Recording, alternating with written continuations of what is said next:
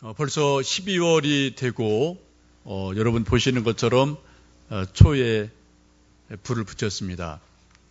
대림절이 되었는데 첫 번째 촛불의 의미는 소망의 왕으로 오신 예수님을 기다리는 의미로 촛불을 켜고 예수님 탄생하신 성탄절을 한 주 한 주 기다리는 12월을 갖고 있습니다.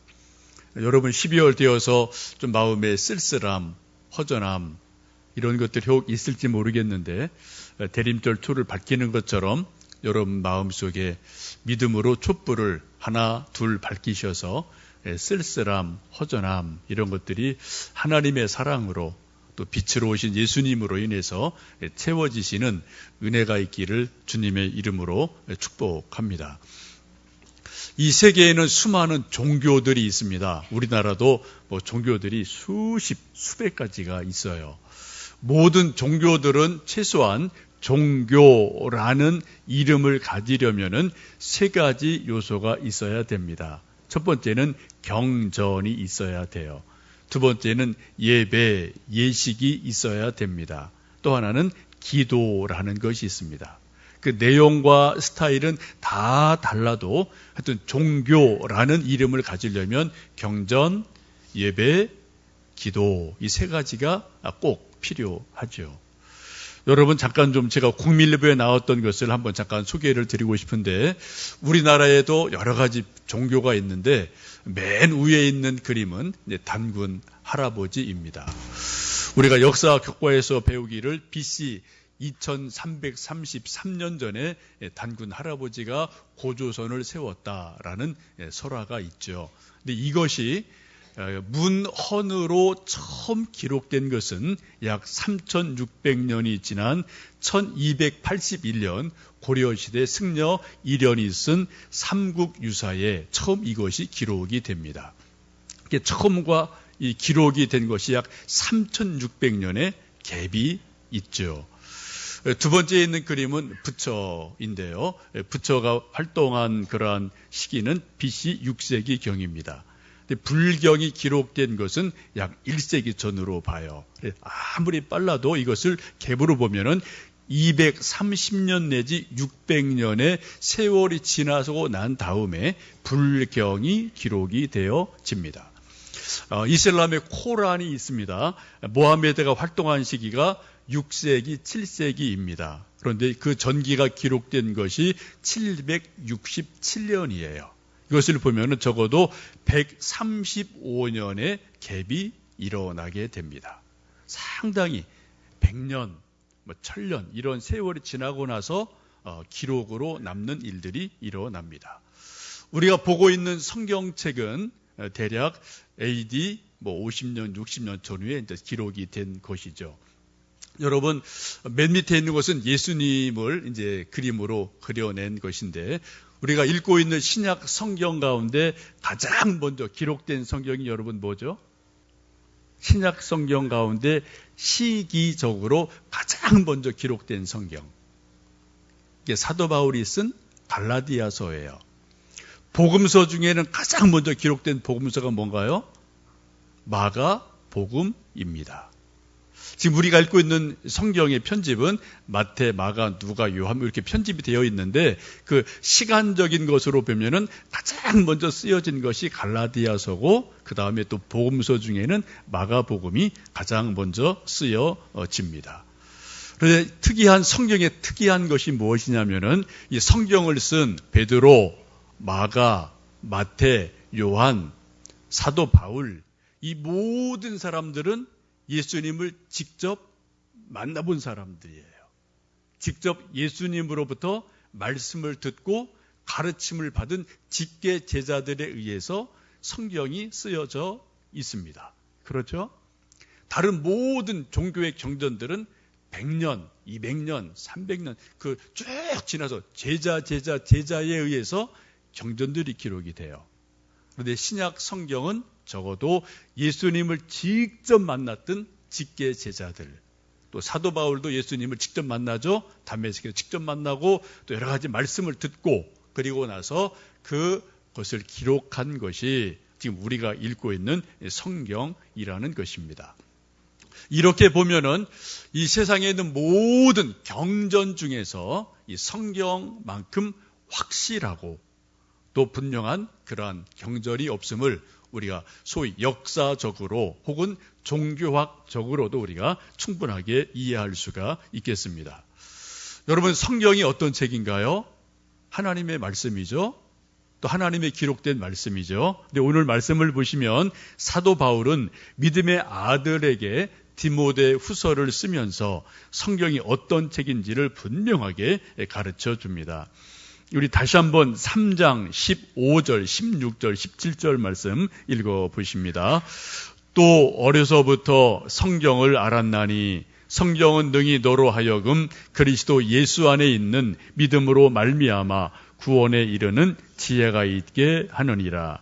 모든 성경은 하나님의 감동으로 된 것으로 교훈과 책망과 바르게 함과 의로 교육하기에 유익하니 이는 하나님의 사람으로 온전하게 하며 모든 선한 일을 행할 능력을 갖추게 하려 함이라 라고 말씀합니다.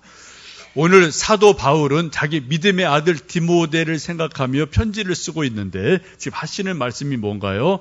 디모데 어릴 때부터 성경을 알았다. 성경을 공부했다. 성경을 믿었다라고 말씀을 하고 있어요. 참 귀한 말씀입니다. 여러분, 디모데가 어떻게 어려서부터 하나님의 말씀 성경을 알 수가 있었을까요? 디모데후서 1장을 보시면은 외할머니, 어머니로부터 믿음의 유산을 받았다라고 말씀을 합니다.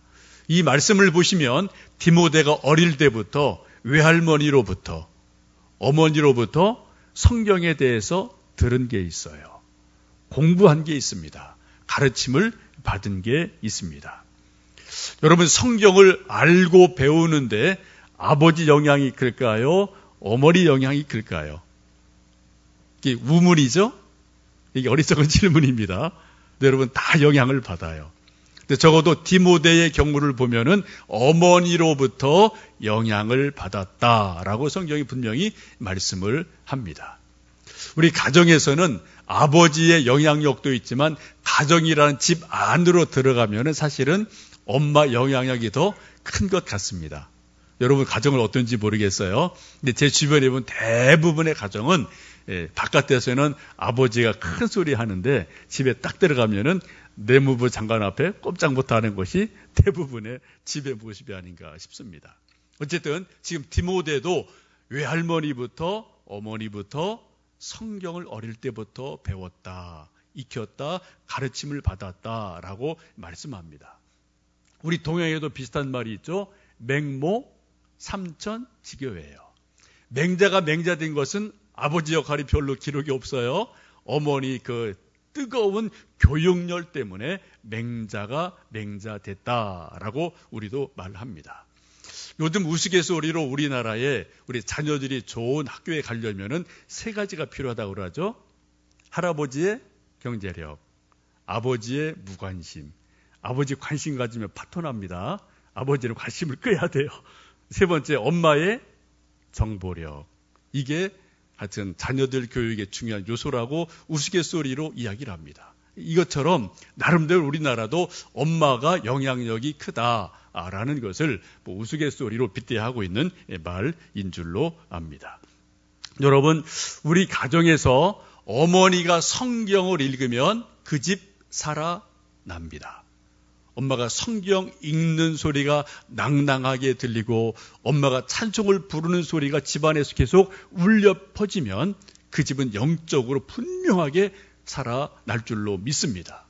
여기 계신 우리 할머니들, 우리 어머니들 정말 집에서 뭐 드라마도 보시고 또 이거저거 노래도 들으시겠지만 그러나 성경 읽는 소리, 찬송 부르는 소리 이런 것들이 어머니로부터 집에 가득한 은혜가 있기를 주님의 이름으로 축복합니다. 그럼 여러분, 아버지는 다 그냥 무죄 방면인가요? 책임 없나요? 아니요. 아버지는 영적인 가장입니다. 기둥 역할을 분명히 해서 흔들리지 않도록 기둥 역할을 분명하게 해줄 때 집이 아름답게 세워질 줄로 믿습니다. 성경이 다른 책보다 특별하게 다른 것은, 중요한 것은 오늘 15절 말씀을 보시면 이 성경책은 예수 안에 있는 믿음으로 말미암아 구원에 이르는 지혜를 얻게 하는 책이다라고 말씀을 합니다. 이 세상에 수천 수만의 책들이 있는데요, 모든 책은 다 주제가 있어요. 영어책은 영어를 가르쳐 줍니다. 수학 정석은 수학 공식과 수학에 대해서 알려주고 있습니다. 요리책은 요리하는 비법과 또 레시피를 가르쳐주고 있어요. 여러분, 어떤 사람이 요리책을 펴놓고 수학 공부해야지라고 말한다면 그 사람은 번지수를 한참 잘못 잡은 사람임에 틀림없습니다. 수학을 공부하려면 수학 정석, 수학 일리 책 펴놓고 여러분 수학 공부를 하셔야 되지 않겠습니까?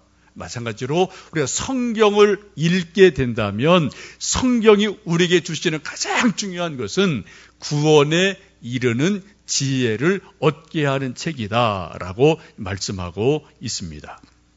그러므로 우리가 성경을 한 번 읽든 10번 읽든 100번 읽든 간에 성경을 읽고 성경을 묵상하고 목사가 성경을 풀어서 설교하고 설교를 듣는다면 우리 안에 성경을 통해 우리 안에 이루어져야 될 것이 무엇인가요? 구원에 이르는 지혜를 얻으셔야 된다는 거예요. 여러분, 구원의 확신이 있으십니까? 목사가 여러분에게 질문할 것이 몇 가지 있다고 제가 가끔 말씀드리죠. 크게 4가지예요. 구원의 확신이 있으십니까? 기도 응답의 간증 열매가 있으십니까? 성령 충만하십니까? 예수님 원하시는 전도 열매가 있으십니까?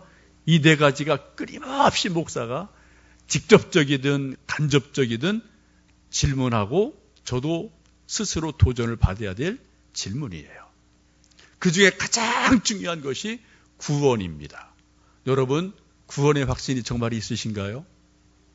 만일 오늘 내가 밤에 죽는다 할지라도 두려움 없이 내 영혼이 하나님 나라에 들어갈 확신, 그러한 소망, 내 이름이 하나님의 생명책에 내 이름이 분명히 기록되어 있다, 이것에 대한 여러분 확신이 정말 있으신가요? 한번 여러분 매일매일 이것을 점검하시고 확인하시면 좋겠습니다. 성경의 가장 중요한 의미는 구원에 이르는 지혜를 얻게 한다라고 지금 사도 바울께서 말씀하고 있습니다. 우리가 구원에 이르는 지혜를 알기 위해서는 한 가지 오늘 말씀해 보시면 전제적으로 알아야 될 말씀이 있어요. 16절 보시면은 모든 성경은 하나님의 감동으로 된 것으로 교훈과 책망과 바르게 함과 의로 교육하기에 유익하다라고 말씀을 합니다. 하나님 말씀, 성경 말씀의 기능이 4가지인데 교훈을 주십니다. 책망을 주십니다. 바르게 하십니다. 의로 교육하기에 유익합니다. 이 4가지 기능이 성경 말씀 내용에 쭉 우리에게 다양하게 있다는 겁니다. 그 전제가 뭐냐면은 모든 성경은 하나님의 감동으로 된 말씀이다라는 거예요. 사람이 썼지만 그 쓰게 된 실제 배경에는 하나님의 성령께서 감동을 주셔서 성경을 쓰게 하셨다라고 말씀을 합니다. 베드로후서 1장 21절도 같은 말씀을 합니다. 예언은 언제든지 사람의 뜻으로 낸 것이 아니요 오직 성령의 감동하심을 받은 사람이 하나님께 받아 말한 것임이니라 라고 말씀합니다. 성령의 감동을 받았다는 것은 쉽게 말씀드리면 큰 돛단배가 바람이 쭉 불어올 때 돛에 바람이 팽팽하게 들어오면 그 바람의 힘으로 돛단배가 앞으로 쭉 밀려간다, 그런 의미를 원어적으로 가지고 있습니다. 분명히 성경을 쓴 사람은 베드로, 마태, 마가, 요한, 누가, 사도 바울, 사람이 있었어요. 글씨로 썼어요. 분명합니다. 근데 그것을 쓰게 하신 근본적인 힘, 이거는 사람이 아니라 그 뒤에 계시는 하나님의 성령께서 그런 마음을 주셨다, 그런 영감을 주셨다, 그런 지혜를 주셨다라고 성경은 말씀합니다. 그러므로 우리가 하나님의 말씀을 올바르게 이해하려면 성령의 감화 감동이 우리에게 임하지 않고는 우리가 성경 읽을 때 그냥 글씨만 읽는 것에 불과하다라고 말씀드릴 수 있습니다. 여러분 혹시 지금까지 성경을 읽다가 혹은 성경을 묵상하다가 혹은 설교 말씀을 듣다가 정말 이거 하나님 말씀이네? 라고 여러분 머릿속에, 여러분의 마음속에 뭔가 와닿은 어떤 하나님의 말씀이 여러분 있으실 겁니다. 왜요? 그 순간 하나님의 성령께서 저에게나 여러분에게나 감화 감동을 주셨기 때문에 이 성경 기록된 글씨가 하나님의 말씀으로 나에게 들려지는 일이 분명하게 있다라는 것입니다. 이 세상에서 가장 행복한 사람은 성경을 읽다가 혹은 큐티하다가 혹은 설교하다가 이 말씀이 내게 주시는 하나님의 말씀이구나 라고 영감을 통해서 성령을 통해서 깨닫는 사람이 이 세상에서 가장 행복한 사람인 줄로 믿습니다. 하나님의 말씀이 어떤 사람에게 임하게 되면 그 사람의 가치관이 확 변해요. 인생이 변합니다. 그 사람이 안고 있는 이런저런 수많은 문제들, 환경의 문제, 인생의 문제가 하나님의 말씀으로 인해서 근본적으로 해결되는 그러한 놀라운 일이 일어나요. 참 신기한 일이죠. 이런 것이 하나님 말씀을 통해서 일어나게 됩니다. 여러분도 그런 경험들이 이미 많이 있으실 겁니다. 저도 그러한 은혜 체험이 여러 번 있습니다. 성경을 읽다가 어떤 데 누군가의 설교 말씀을 듣다가 혹은 제가 개인적으로 성경을 묵상하다가 저에게 가끔 하나님의 말씀으로 들려준 말씀이 저도 몇 차례 있어요. 제가 명확하게 기억하는 게 있거든요.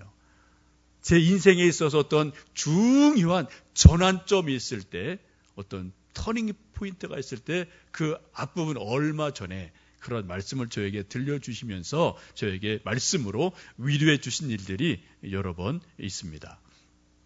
그 중에 하나 지금도 기억나는 것은 제가 오래전에 토론토에서 공부하고 한국에 이제 오게 되는데 그때 서울에 있는 한 교회에서 저를 후임 후보로 불러주셨어요. 되게 감사한 일이죠. 가서 이제 열심히 봉사하고 섬겼는데 이제 가서 보니까 담임 목사님 생각이 아주 복잡한 분이더라고요. 그래서 하여튼 여러 가지 복잡한 일이 참 많았습니다.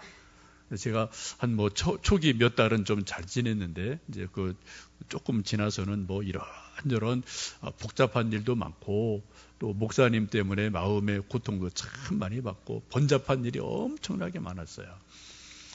교회라는 구조 속에서 부목사는 결정권이 없어요. 아무런 힘이 없는 그러한 피동적인 존재이기 때문에 어떻게 할 수 있는 운신의 폭이 아주 좁거든요. 하여튼 거기에 있으면서 1년 넘게 엄청나게 많은 고통을 당하고 어려운 일들을 이렇게 저렇게 경험하면서 좀 한치 앞이 안 보이는 그러한 일들이 1년 넘게 쭉 오랜 동안 계속이 됐습니다. 제가 어느 날 좀 초가을쯤으로 기억이 되는데 이제 그때는 다 저녁 예배가 있던 이제 그런 시대여서 또 그런 교회에서 제가 이제 오전 예배 점심 먹고 다 이제 끝내고 이제 저녁 먹으러 잠깐 집에 들어가서 한두 시간 시간이 있어서 집에서 이제 잠깐 시간이 나서 하나님 앞에 하나님 좀 길 좀 보여주세요. 너무 답답합니다. 너무 고통스럽습니다. 하나님 한치 앞이 안 보입니다. 답답한 마음으로 간절히 하나님께 기도를 하고 그리고 성경을 펴서 이렇게 저렇게 좀 읽고 있다가 그냥 문득 저에게 시편 23편 말씀이 저에게 눈에 띄었어요. 여러분 시편 23편 여러분 다 아시는 말씀이고 저도 잘 아는 말씀이고 설교도 이미 했고 설교도 많이 들은 그런 성경 말씀이죠. 근데 제가 그때 이렇게 눈으로 기도하는 마음으로 시편 23편을 이렇게 읽고 있는데 갑자기 1절의 말씀 여호와는 나의 목자시니 내게 부족함이 없으리로다. 이 글씨예요, 글씨. 네 기록된 성경에 있는 글씨 하나님 말씀이 저에게 영혼으로 확 다가오면서 하나님의 살아있는 말씀으로 저에게 들려지는 놀라운 은혜를 제가 아주 짧은 시간에 경험을 했습니다. 참 놀라운 것은 그전까지는 제 마음속에 수많은 근심, 걱정, 아유 하나님 이것도 없습니다. 이것도 안 돼요. 저것도 안 돼요. 난 이것도 못해요. 라고 늘 부족함이 제 마음에 가득 차서 정말 한치 앞이 안 보이는 그런 답답한 세월을 1년 넘게 지내고 있었는데 그날 시편 23편 1절의 말씀이 살아있는 하나님의 말씀으로 저에게 주신 하나님 말씀으로 제 영혼에 확 다가오고 깨달아지는 그 순간 이상하게도 제 마음속에 있던 어두움, 근심, 두려움 이런 것들이 싹 사라지는 그러한 것을 느낄 수가 있었어요. 여러분 마치 깊은 어둠 속에 안개 속에 강력한 빛이 비치면은 어둠이 사라지고 안개가 사라지고 빛이 임하는 것처럼 제 영혼 속에 하나님의 위로하심이 임하는 것을 강하게 느낄 수 있었습니다. 환경은 전혀 바뀐 거 없어요. 환경은 그대로입니다. 또 교회 가면은 또 담임 목사님 또 꾸지람 들어야 되고 또 이런 일 저런 일이 있고 하여튼 뭐 그런 불편한 일이 계속 됐지만 그때부터 왠지 마음에 평안함이 있었어요. 하나님이 함께 하시는 위로가 있었어요. 그리고 2-3달 있다가 소망교회로 제가 가게 됐습니다. 그건 저는 전 뒤에서 지금 말씀을 드리고 있는 거예요. 근데 지금 그 당시는 한치 앞이 안 보이는 상황이었는데 하나님의 말씀으로 저에게 먼저 위로해 주시고 그리고 전혀 제가 연결고리가 없는 곳인데 그 다음에 2-3달 지나서 저를 또 다른 곳으로 옮겨주시면서 또 그곳에서 또 말씀 공부하고 뭐 배우고 책 쓰게 하시고 이런 것처럼 할 수 있는 그런 여건들을 저에게 예비해 주시는 귀한 은혜를 지금도 제가 종종 기억하고 있습니다. 여러분 하나님의 말씀은 살아있고 운동력이 있어서 그 살아있는 하나님의 말씀이 각자에게 들려지는 하나님의 말씀으로 들려지면 내가 아무리 애를 쓰고 수고해도 풀 수 없는 인생의 문제가 가정의 문제가 환경의 문제가 하나님의 말씀이 임하면 하나님의 능력으로 풀어져요. 해결해 주셔요. 하나님이 우리 인생들에게 일하시는 가장 좋은 방법 중에 하나가 하나님 말씀을 들려주시는 겁니다. 하나님 말씀을 깨닫게 하시는 거예요. 하나님 말씀이 믿어지게 하시는 은혜가 있어요. 내 영혼에 들려주시는 하나님의 음성으로 말씀으로 들려질 때가 가끔 우리에게 있기도 합니다. 우리가 많이 기도하는 것이 많은데요. 여러분 가장 좋은 기도의 응답은 성경을 통해서 주시는 응답입니다. 성경을 통해서 우리에게 뭔가 분명한 답을 주는 것은 정답이에요. 아주 명확한 정답입니다. 여러분 지금 기도하시는 일들이 이런 것 저런 거 있을 터인데 여러분 기도하실 때 기도하시고 성경 보셔야 돼요. 성경 덮어놓고 기도만 하시면은 기도응답을 잘못 받으실 수도 있습니다. 우리 많은 믿음의 선배들 하는 어떤 기도와 응답의 관계의 중요한 원리는 기도를 1시간 했으면은 성경 1시간 읽어라. 이게 우리 많은 믿음의 선배들의 전통적인 가르침이에요. 여러분 기도응답을 어디서 받으시려고 합니까? 하나님 말씀에서 받으셔야 돼요. 왜요? 하나님 우리에게 응답해 주실 것을 준비하고 계시고 그런 약속이 성경에 수많이 있기 때문에 기도하시고 또 성경을 보고 읽으시다가 말씀 속에서 응답받는 은혜가 있기를 축복합니다. 사도 바울은 하나님의 음성을 들은 사람이에요. 다메섹에서 예수님의 부르심을 분명히 들었습니다. 또 아라비아 광야에 있으면서 주님의 음성을 많이 들었습니다. 고린도후서 12장 보시면은 놀라운 신비 체험을 말하죠. 내가 몸 안에 있었는지 몸 바깥에 있었는지 모르지만 내가 하나님의 놀라운 은혜로 3층천에 끌려 올라갔는데 거기서 어떻게 해요? 내가 사람의 말로 가히 이룰 수 없는 말씀을 들었다라고 말을 해요.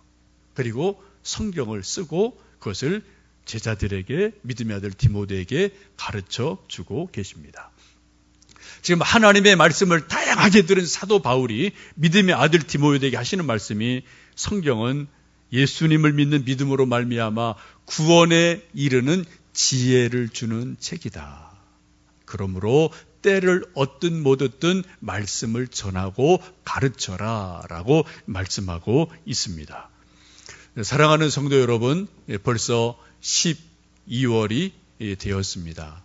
1년 지나면서 여러분, 1년 세월 지나는 가운데 감사한 일도 많고 열매도 있고 보람도 있으시겠지만, 또 한편으로는 이것도 이루어지지 않았네, 이것도 아직 열매가 없네 라는 어떤 쓸쓸함, 허전함, 또 답답함이 우리 사람들에게는 다 누구나 할 것 없이 있게 마련이죠. 여러분, 그 허전함과 쓸쓸함과 답답함을 무엇으로 채울 수가 있겠습니까? 오늘 사도 바울은 우리에게 말씀하시기를, 살아있는 하나님의 말씀을 통해서 구원의 지혜를 얻고, 우리 하나님 말씀이 우리에게 들려짐으로 세상에서 무엇으로도 채울 수 없는 것을 하나님은 말씀으로 채워주신다라는 것을 여러분 굳게 믿음으로 바라보시기를 축복합니다.